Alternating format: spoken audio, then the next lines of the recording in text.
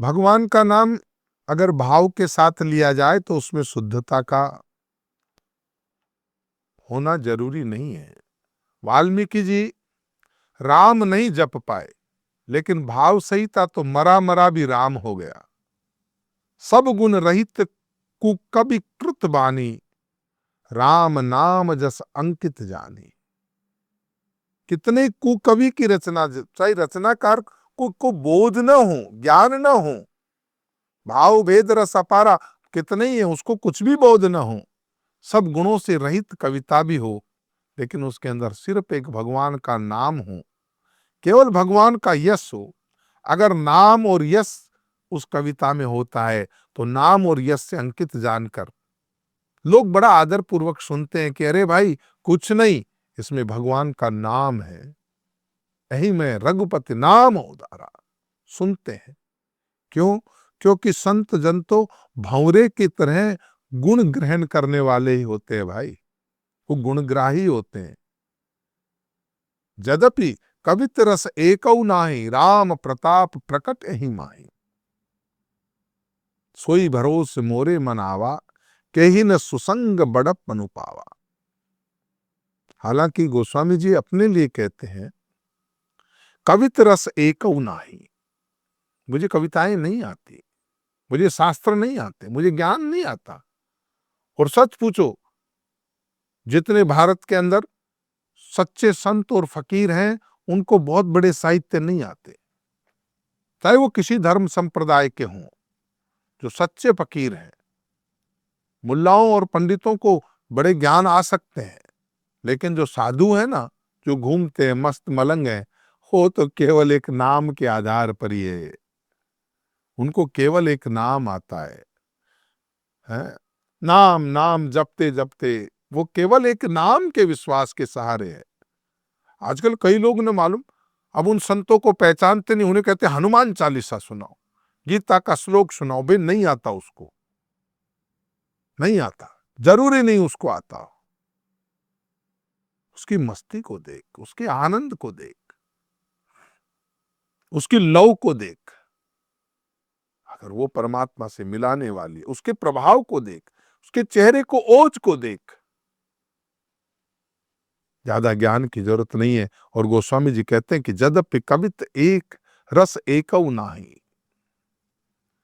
माना कि मेरे इसमें भले कविता का रस एक भी नहीं है, पर राम प्रताप प्रकट एहि माहि, इसमें भगवान का नाम, राम जी का प्रताप है, और वो प्रताप प्रकट रूप से है, छुपा हुआ नहीं है।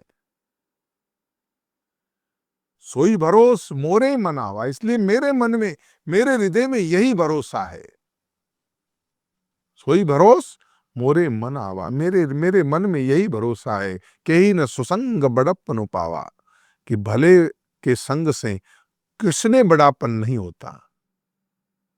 अगर कोई प्रधानमंत्री का ड्राइवर भी हो ना, तो वो भी बिल्कुल भला लगने लग जाता है भाई, भले वो पढ़ा लिखा ना हो। किसी विद्वान का यहाँ पे काम करने वाला भी बड़ा सम्मान्य होता है। तो महाराज मेरी कविता में, मेरे इस ग्रंथ में, मेरी इस कथा में, मेरे साहित्य में भगवान का उदार नाम है, तो मुझे पूरा भरोसा है, नाम के ऊपर पूरा भरोसा है। कौन ऐसा हुआ है जिसने सुसंगत की हो और बड़प्पन न पाया हो? जिसने अपना संग सुधारा है, जो कुसंग से सुसंग में गया है, जरूर उसने जीवन में बड़प्पन भी पाया है। लेकिन जो जाने ही नहीं संग, संग का महत्व ही नहीं जाने, धूमौ तजई सहज करवाई। धुआं बड़ा कड़ा होता है, आंखों में लगता है ना, बड़ा बड़ा कड़ा लगता है। धुआं किसी को अच्छा नहीं लगता, बड़ा धुआं धुआं हो रहा है। पर वही धुआं अगर अगर प्रसंग सुगंध बसाई, वही धुआं अगर लोभान का हो, वही धुआं अगर गूगल धूप का हो। मैं तो यार रामदेव जी के यहाँ जाता हूं तो वहां से बड़ी शानदार धूप आती है तो काफी महंगी, लेकिन क्या एक चिमटी भर डाल दो तो पूरा वातावरण ऐसा सुगंधित हो जाता है, आनंद हो जाता है। अब बताओ, वही धुआं है जो आंखों को लग रहा था, और वही धुआं जो हमारा हमारा परेशान कर रहा था, वही हमें आनंद देने लग जाता है, हमारा ध्यान लगने लग जाता है। क्यों? उस धुएं का संग बदल गया। एक दो चिमटी गूगल ने, एक दो चिमटी लोभान ने अपना अपना असर दिखाया। अब वो धुआं बड़ा पूजनिक लगने लगा। बनित भदेश वस्तु भली बरनी,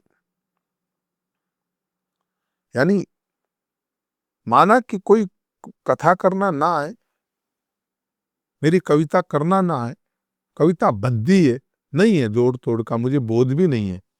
गोस्वामी जी कहते हैं मुझे नहीं आता है, परंतु इसमें एक बात है, भदेश वस्तु भली बरनी।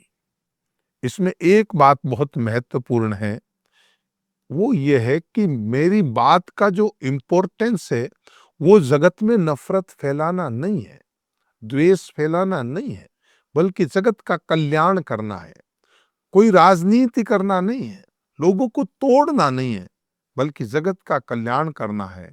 और जगत का कल्याण करने वाली ये राम कथा जो है वो जग का मंगल करती है। राम कथा जग मंगल करनी, राम कथा मंगल कारक है और सब मंगल की स्थितियां देने वाले हैं, मंगल सूचक है। और जितने ग्रंथ हैं ज्योतिष आदि मंगल सूचक हैं, मंगल होगा या अमंगल होगा उसकी सूचनाएं प्रदान करते हैं, लेकिन राम कथा मंगल कारक है। इसलिए गोस्वामी जी ने बड़े भाव से यहाँ पहले छंद में प्रवेश करते हैं, जहां गोस्वामी जी कहते हैं मंगल करनी कलिमल हरनी तुलसी कथा रघुनाथ की, गतिकूर कविता सरित की जो सरित पावन पाथ की, सरित पावन पाथ की। प्रभु सुजस संगति भनित बल हो ही सुजन मन भावनी, भव अंग भूति मसान की सुमिरत सुहावनी पावनी, सुमिरत सुहावनी पावनी। मंगल करनी कलिमल हरणी तुलसी कथा रघुनाथ की। ये मंगल करने वाली है, ये कलयुग के पापों का हरण करने वाली है, ये तुलसी की कथा है, ये राम की कथा है, ये रघुनाथ की कथा है, ये तुलसीकृत रघुनाथ की कथा है। गतिकूर कविता, मेरी इस भद्दी कविता को भी एक गंगा जी की चाल की भांति जैसे टेढ़ी मेढ़ी है, वैसे गंगा की चाल की भांति टेढ़ी मेढ़ी है। और भगवान राम जी के सुंदर संग से ये कविता सुंदर और सज्जनों को, ये विद्वानों को आनंद देने वाली, सज्जनों के मन को प्रफुल्लित करने वाली, सज्जनों के मन को भाने वाली हो जाएगी। जैसे शमशान की अपवित्र राख, शमशान की अपवित्र राख भगवान शिव जी के अंग से लगते ही सुहावनी लगती है, स्मरण करते ही पवित्र होने करने वाली हो जाती है। और वही महाकाल के भस्म आरती का प्रसाद लेने के लिए लोगों की भीड़ लगती है। क्यों? क्योंकि उसके अंदर नाम है।